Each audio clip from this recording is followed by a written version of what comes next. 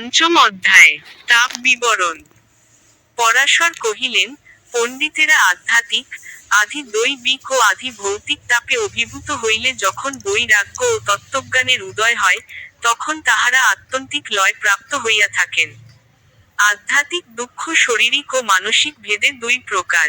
শারীরিক দুঃখ নানা প্রকার, যথা জ্বর, অর্শ, গুল্ম ইত্যাদি রোগসমূহ।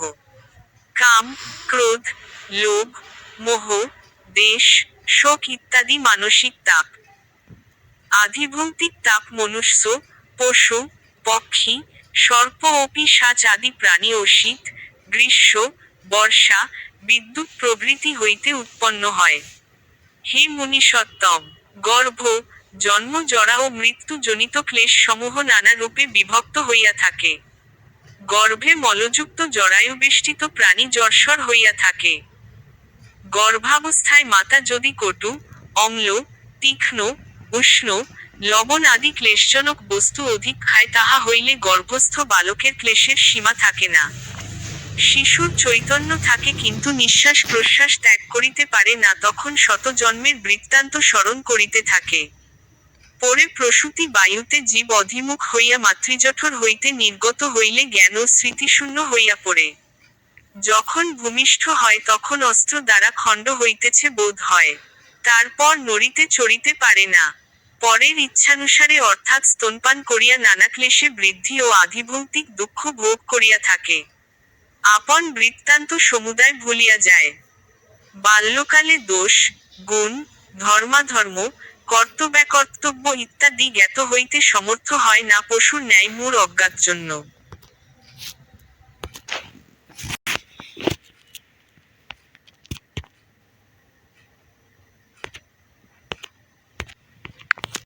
বিস্তর দুঃখ ভোগ করে। এই জন্য অজ্ঞান ব্যক্তিরা ইহলোক ও পরলোকে দুঃখ ভোগ করে। দেখ, মানবেরা বৃদ্ধ হইলে সমুদায় অঙ্গ শিথিল, ইন্দ্রিয়গণের কার্যরহিত ও শরীর জড়া হয়, আহারে ও বসিতে উঠিতে অসমর্থ হয়, চক্ষুতে দেখিতে ও কানে শুনিতে পায় না, মুখ দিয়া নাল পড়িয়া সর্বদা অশুচি থাকে, কিন্তু আহারে বিহারে অত্যন্ত ইচ্ছা হয়। যুবা কালের কথা স্মরণ হইয়া দীর্ঘ নিঃশ্বাস ত্যাগ করে। তারপর মরণ কালের দুঃখের কথা বলিতেছি, শ্রবণ করো। মৃত্যুকাল, মৃত্যুকাল নিকট হইলে স্ত্রী, পুত্র, ভৃত্য, গৃহ ও ধনের মমতা ও কি উপায় হইবে এই চিন্তায় ব্যাকুল হইয়া পড়ে। তারপর যমরাজের পাশরূপ মহারোগে অস্থিবন্ধন সমুদায় ছেদ হইয়া চক্ষু বিক্ষিপ্ত, হাত পা ছোড়া, তালু ও ওষ্ঠ শুষ্ক, শ্লেষ্মায় পূর্ণ, কণ্ঠে ঘর ঘর শব্দ, উদান শ্বাসে প্রপীড়িত, মহাতাপে অভিভূত, ক্ষুধাতৃষ্ণায় কাতর হয়। প্রাণ নির্গত হইবার সময়ে যমকিঙ্কর আসিয়া অত্যন্ত যাতনা দেয়। নরক যন্ত্রণা। মৃত্যু হইলে যমকিঙ্কর প্রথমে রজ্জুতে বাঁধিয়া দণ্ড দ্বারা প্রহার করিতে করিতে ভয়ঙ্কর যমদ্বার দেখাইয়া যমকে দর্শন করাই। পরে নরকে লইয়া গিয়া গরম বালিরাশিতে, জ্বলন্ত আগুনে ইত্যাদিতে ফেলিয়া ভয়ানক যাতনা দেয়। কাহাকে কাটিয়া লবণে ঘর্ষণ করে, কোনো পাপীকে গর্তে নিক্ষেপ, কাহাকে শূলে, কোনো পাপীকে বাঘের মুখে দিতেছে, কোনো পাপীকে তৈলের কড়ায় ভাজিতেছে, কাহাকে উঁচু হইতে ফেলিয়া দিতেছে, কোনো পাপীকে চাকায় ঘুরাইতেছে। পাপীগণের নরক যন্ত্রণার দুঃখের সংখ্যা করা যায় না। জীবগণ নরক বা স্বর্গ ভোগের পর পুনরায় গর্ভস্থ হইয়া জন্মগ্রহণ করে।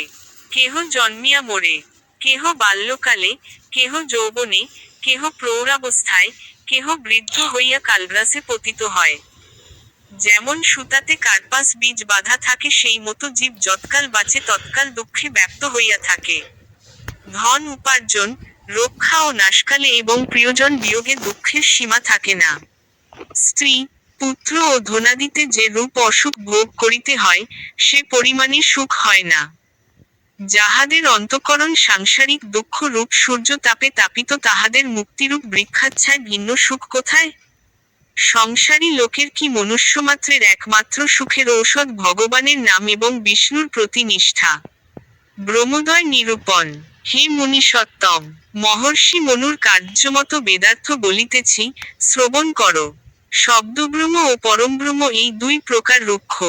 শব্দব্রহ্মকে জ্ঞাত হইয়া পরমব্রহ্ম জ্ঞান হয়। পরা ও অপরা এই দুই প্রকার বিদ্যা অথর্ববেদে কথিত আছে। অপরা কর্মবিদ্যা, পরা বিদ্যা দ্বারা ব্রহ্মকে জানা যায়। এই বিদ্যাই জানা আবশ্যক। অক্ষয়, অব্যয়, অচিন্ত জগৎ স্রষ্টা সেই বাসুদেবই পরম রুক্ষ, তিনি ভিন্ন পরম রুক্ষ পদবাচ্য আর কেহই নাই। ইতি শ্রীভুবনচন্দ্র বসাকের বিষ্ণুপুরাণ অনুবাদে ষষ্ঠ অংশে পঞ্চম অধ্যায়। 5